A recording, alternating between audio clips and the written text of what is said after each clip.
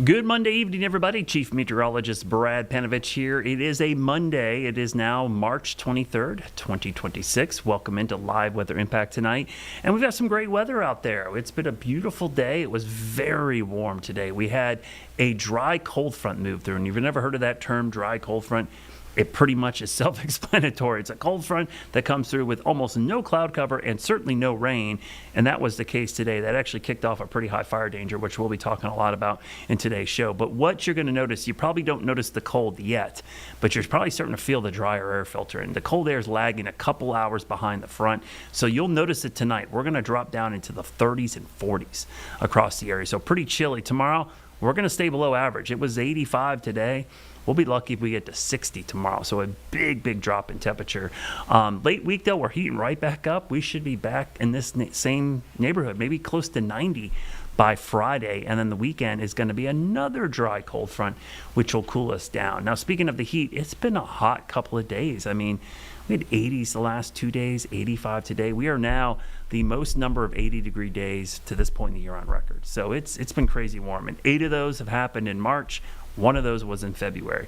We're only in March, and we're already 9 days of 80 plus. It's pretty crazy to think about, but that's where we are. 67 this morning. That is why your air conditioning was likely on this morning, because we were 1 degree above our average high for this time of year for a morning low.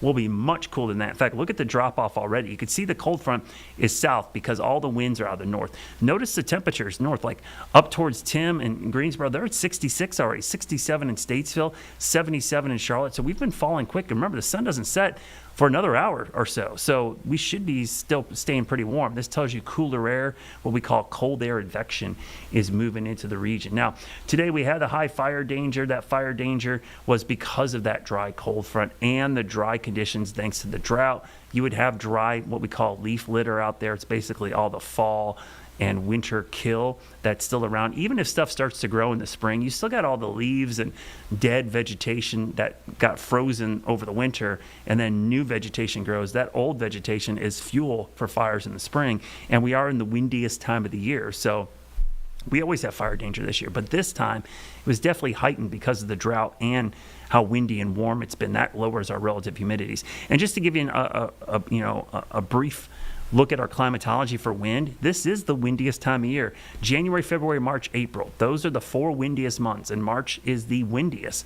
An average wind speed per day of 8.4 miles per hour. That's average throughout the whole day. This year, it's actually been a little bit below, but it's still 8 miles per hour. That's the windiest so far this year. Next month is equally as windy, so that's also why the pollen is ridiculous right now, which we're going to be talking about as well. Tonight, nice and cool. We'll get back down there. Your AC can take a break.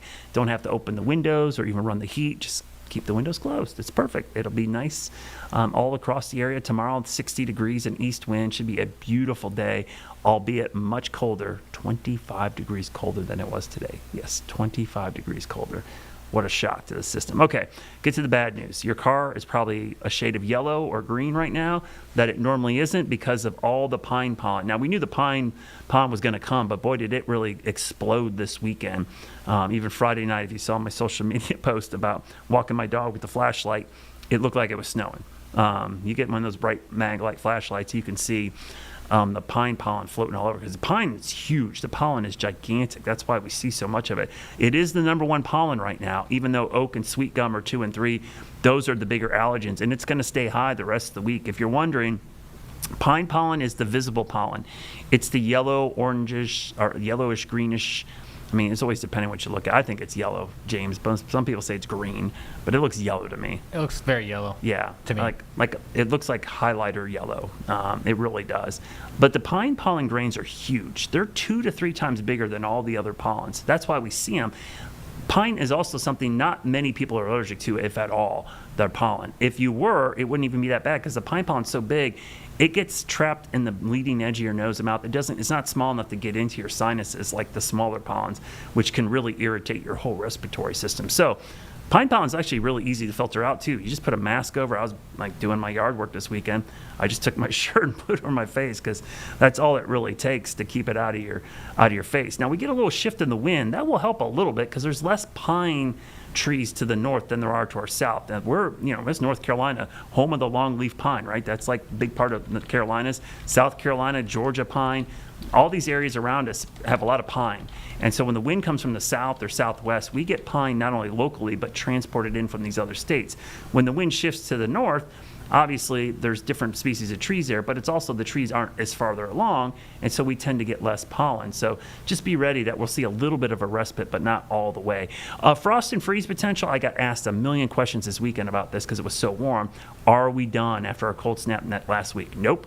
We have the potential Sunday morning for patchy frost, and it probably is not going to be our last one before we get fully into the middle of April. Remember, April 15th is our rule of thumb, tax day. If you wait to that date, historically, climatologically in Charlotte, 99% of all our frost and freezes have happened before that date. So there's a very tiny, tiny chance of one after that, but you're pretty safe if you wait that long. Even if you wait very close to that date, you start reducing the chances of there being another frost or freeze. And looking long range, it does look like temperatures warm up, but remember, it only takes one single morning to give you a killing frost or freeze. So here's a look at your Jerry Hunt Supercenter 7-day forecast.